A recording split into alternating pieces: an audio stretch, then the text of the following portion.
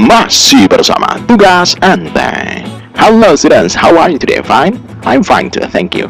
Well, we are here at railway station. Kita sekarang berada di railway station, stasiun kereta api. Mungkin kamu sering ya pergi dengan kereta api. Pasti kamu perhatikan ada suara yang kayak gini nih contohnya. Attention please. In few minutes, New Santara train will depart from Semarang to Tegal.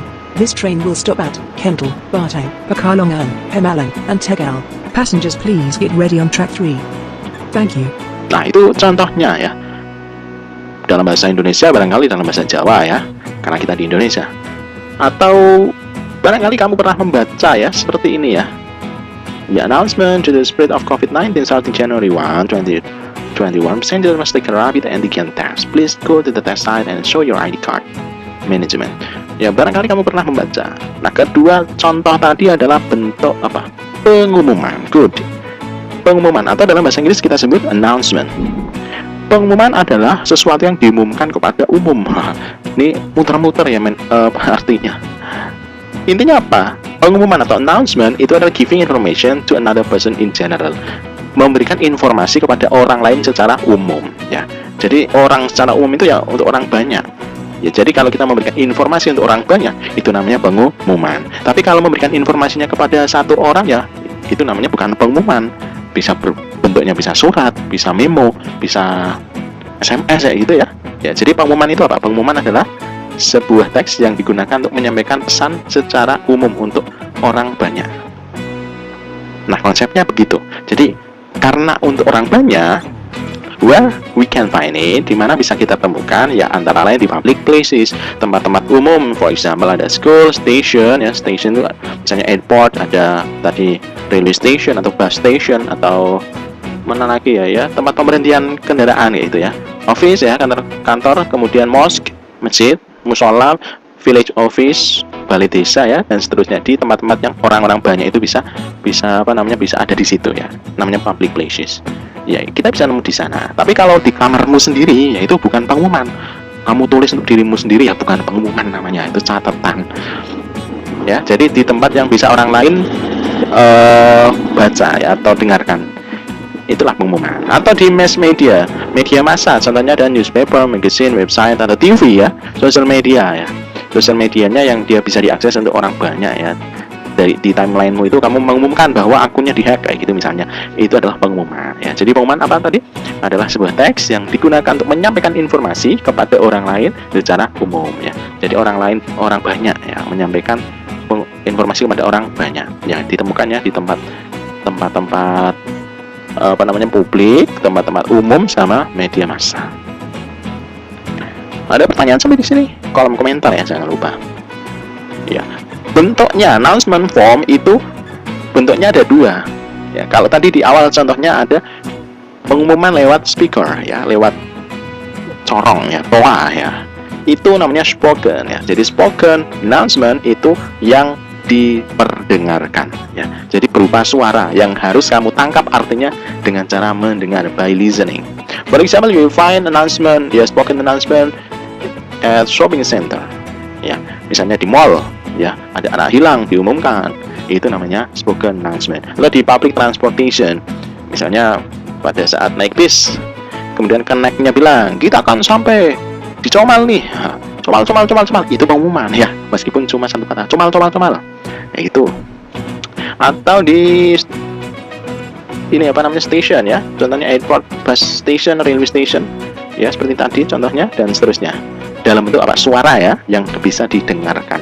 Nah, tapi harus butuh konsentrasi untuk mendapatkan inti dari pengumuman. Dan biasanya pengumuman ini dibacakannya tidak hanya sekali ya. Kalau di musola masjid ya, ada pengumuman ya minimal 3 kali ya, dibacakan 3 kali. Itu namanya spoken. Tapi ada satu lagi yang jenisnya apa? Written.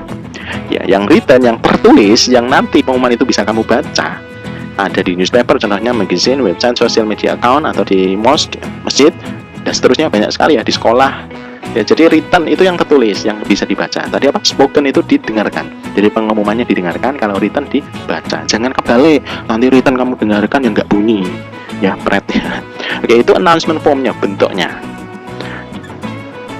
Topiknya Ini macam-macam. Jadi announcement itu bisa mengumumkan banyak hal. Contohnya to sell something, untuk menjual sesuatu. Ya, untuk campaign again, untuk kampanye ya, melawan atau untuk mengkampanyekan sesuatu itu juga bisa. Ya, to invite people to events, ya, contohnya untuk mengundang orang datang ya. Kunjungilah, nah, kayak gitu misalnya. Kunjungilah pengajian akbar. Itu invite people to event.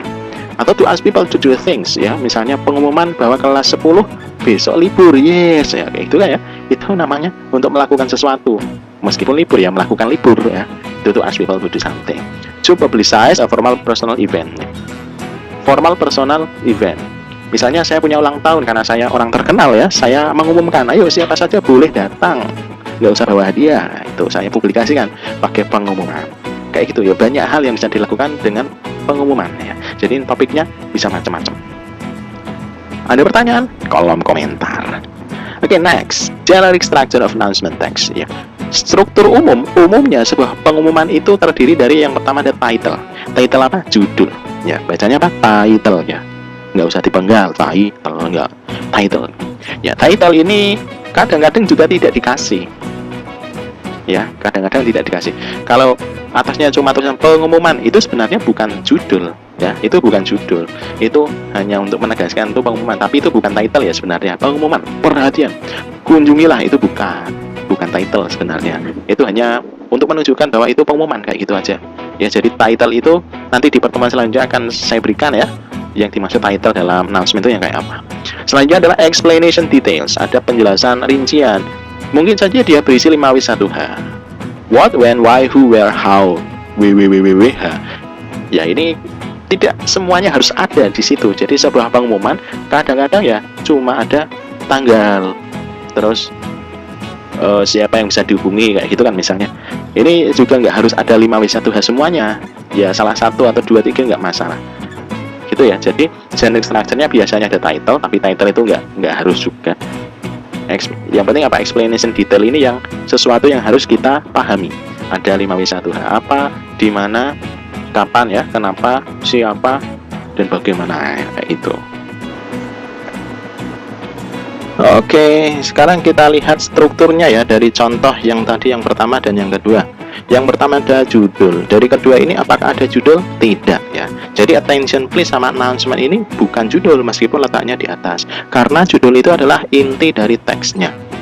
Kalau kita baca judul ya kita punya gambaran teksnya tentang apa. Jadi ini dua ini bukan judul ya, attention please sama announcement. Ini hanya kata untuk agar orang itu memperhatikan bahwa ini penting. Jadi title itu contohnya kalau saya kasih di sini tulisan passengers must take a rapid antigen test.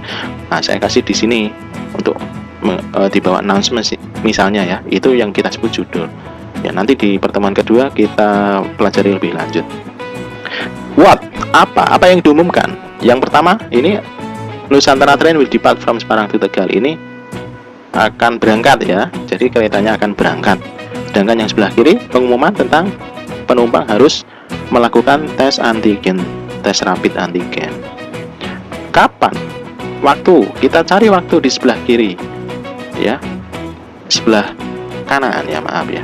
Jadi starting January 1. Ini waktunya kalau sebelah kanan sudah jelas ada tanggal. Kalau sebelah kiri ini ya. In few minutes. Waktunya akan berangkatnya kapan? Dalam beberapa menit ya. Baru setelah itu apa? Where. Where itu di mana? Nah, tempat ya. Kalau sebelah kanan nggak ada. Why? Kenapa?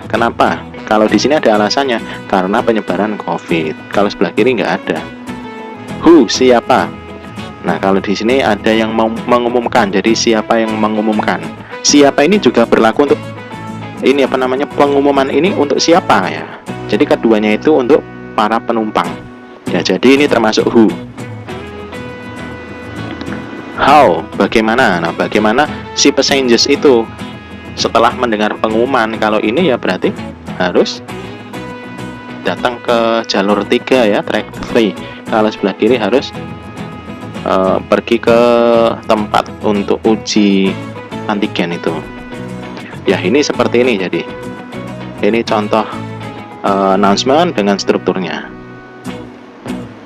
Oke, thank you for attention today ya. Kita ketemu lagi di pertemuan yang akan datang. See you next time. Bye bye. Tugas and thank.